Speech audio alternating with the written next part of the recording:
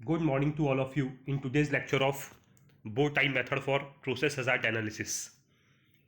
आज हम basically detail में समझेंगे कि bow tie मेथड कैसा होता है, इसको किस तरीके से यूज़ किया जाता है एंड वेरियस अदर थिंग्स।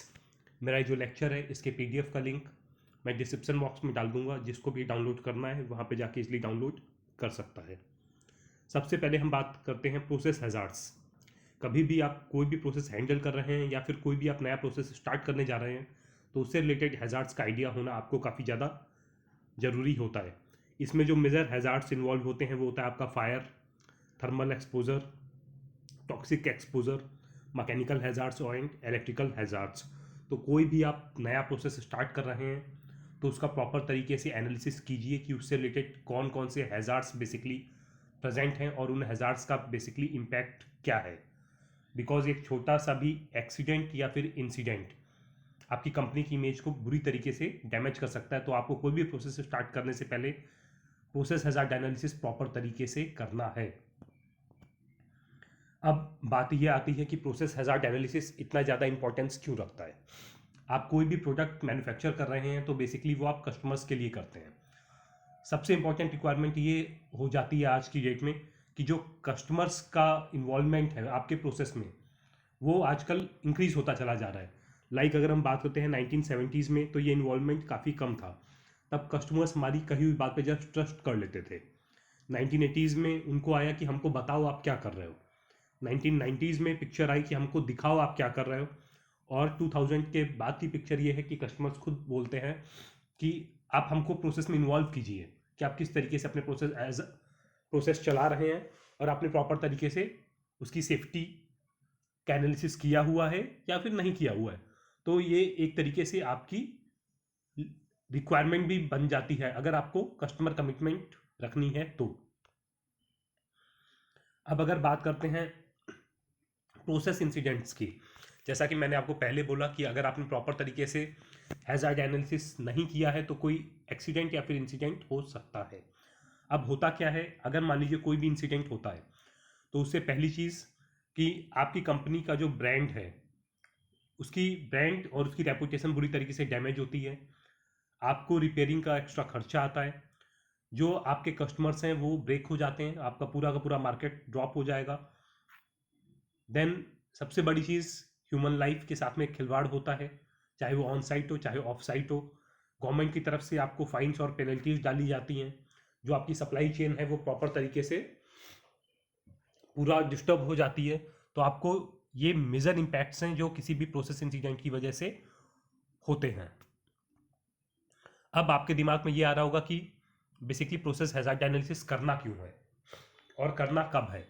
तो प्रोसेस हैज़ार्ड एनालिसिस आपको कभी भी आप कोई नई फैसिलिटी या फिर नया प्रोसेस स्टार्ट कर रहे हो तो वहाँ पे आपको प्रोसेस हैज़ार्ड एनालिसिस करना कंपलसरी है। अगर आप एग्जिस्टिंग फैसिलिटी में भी कोई चेंज कर रहे हो तो वहाँ पे भी प्रोसेस हैज़ार्ड एनालिसिस कीजिए। अगर एग्जिस्टिंग फैसिलिटी में कोई नए तरीके से प्रोसेस चला रहे हो तो भी ये रिव्यू ज़रूरी होता है। अगर आपने एमओसी चेंज की है तो, और अगर रनिंग प्रोसेस में कोई छोटा मोटा भी इंसिडेंट हो जाता है तो आपको इमीडिएटली जो भी आपने प्रोसेस हैज़ार्ड एनालिसिस किया हुआ है वो इमीडिएटली रिव्यू कीजिए और उसको करेक्ट कीजिए कि वो इंसिडेंट बेसिकली हुआ क्यों, ताकि गलती से आगे कोई भी उस तरीके का इंसिडेंट रिपीट ना हो। तो आपको अगर कोई छोटा मोटा इंसिडेंट होता है तो उसके हिसाब से अपने पीएचए को रिवाइज भी करना है। अब अगर हम बात करते हैं कि प्रोसेस हैज़ार्ड एनालिसिस के बेसिकली मेन स्टेप्स क्या होते हैं, तो इसका सबसे पहला स्टेप होता है हैज़ार्ड आइडेंटिफिकेशन। जो भी हैज़ार्ड आपको लगता है आपके प्रोसेस में प्रेजेंट है उसको पहले तो आपको प्रॉपर तरीके से आइडेंटिफाई करना आना चाहिए। सेकंड होता है हैज़ार्ड एनालिसिस। उस हैज़ार्ड का प्रॉपर तरीके से आपको एनालिसिस करना है। देन उस हैज़ार्ड का प्रॉपर तरीके से इवेल्युएशन करना है कि उसके बेसिकली कौन कौन से इम्पैक्ट्स हो सकते हैं और उन हैज़ार्ड्स को कंट्रोल करने के लिए आपके पास में कौन कौन से मेथड्स अवेलेबल हैं, या फिर अगर कम मेथड्स अवेलेबल हैं तो कौन कौन से आप नए मेथड्स लगाने वाले हो। ये पूरा एनालिसिस आपका होगा हैज़ार्ड इवेल्युएशन में। इसके लिए अलग अलग तरीके के मेथड्स का यूज़ किया जाता है, लाइक FMEA हो गया, हैज़ॉप हो गया, बो टाई एनालिसिस हो गया, लोपा हो गया, लेयर टू प्रोटेक्शन एनालिसिस। आज मैं बेसिकली डिटेल में आपको बताऊंगा बो टाई एनालिसिस के बारे में। देन आपका अगला स्टेप होता है प्रोसेस को सेफ टू ऑपरेट बनाना, प्रॉपर तरीके से डॉक्यूमेंट चीज़ों को करना।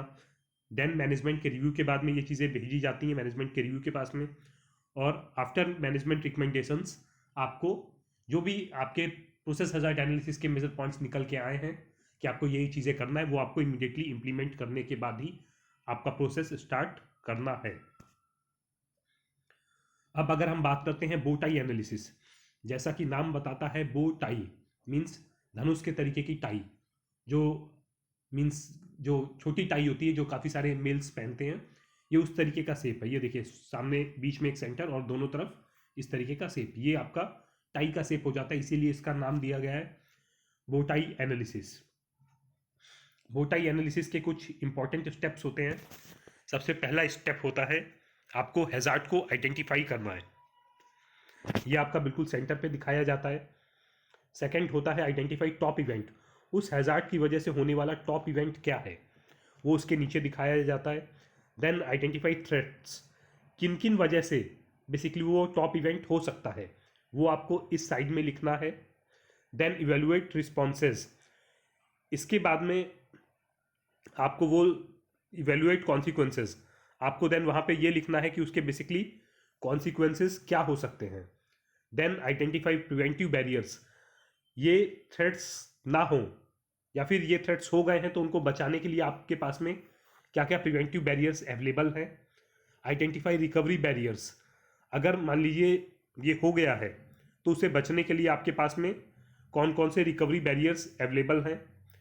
Then escalation factor, identify situations जिनकी वजह से ये बैरियर्स आपके बाईपास हो सकते हैं।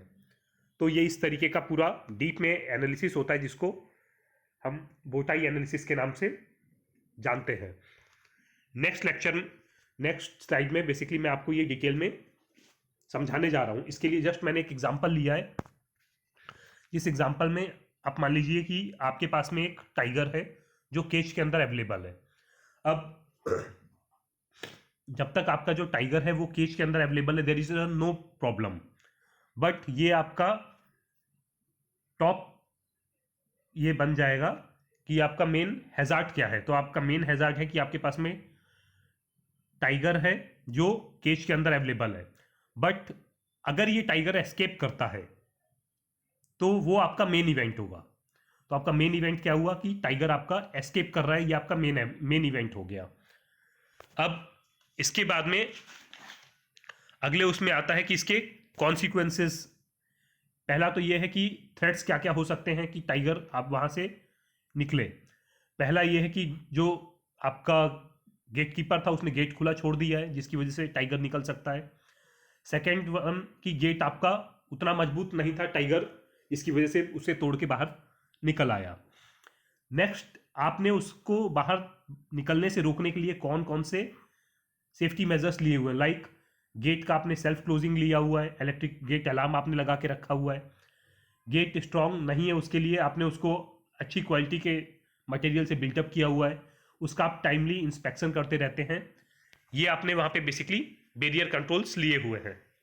अब मान लीजिए उसके बाद भी टाइगर आपका एस्केप कर जाता है, इन दैट केस आपके पास में उससे बचने के लिए क्या कंट्रोल मेजर्स अवेलेबल हैं।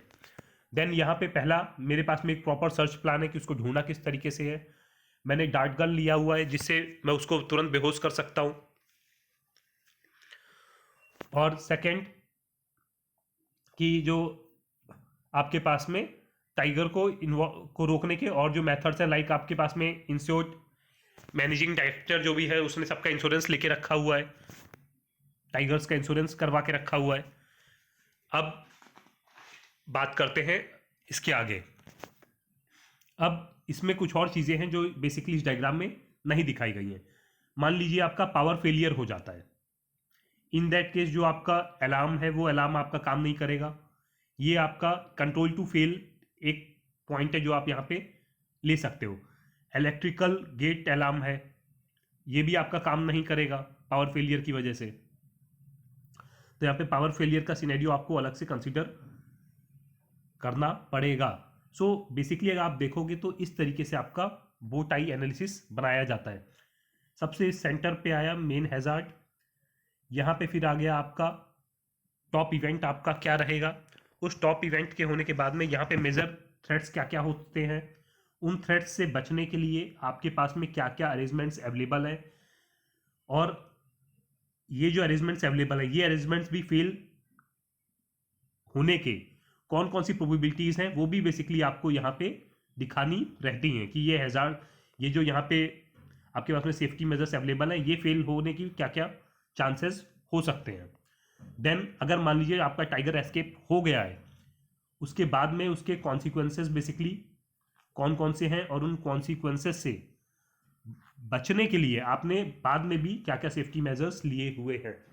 तो ये एक तरीके से आप देखेंगे तो काफ़ी डिटेल्ड में एनालिसिस रहता है, और ये काफ़ी ज़्यादा सिंप्लीफाइड एनालिसिस भी होता है कि आप एक बार आपकी नज़र के सामने से एनालिसिस गया तो आपको एग्जैक्टली पता चल जाएगा कि आपका प्रोसेस आपके कितने कंट्रोल में है, और जो सेफ्टी मेजर्स आपने लिए हुए हैं वो बेसिकली किस लेवल के हैं। ये देखिए इस तरीके से जैसा टाई रहता है इसका शेप उसी तरीके का रहता है, इसीलिए इसको बोटाई एनालिसिस के नाम से जानते हैं। सो होप आपको आज का मेरा लेक्चर अच्छा लगा होगा। नेक्स्ट लेक्चर में I will be back with a new topic. Till then good bye and have a nice day.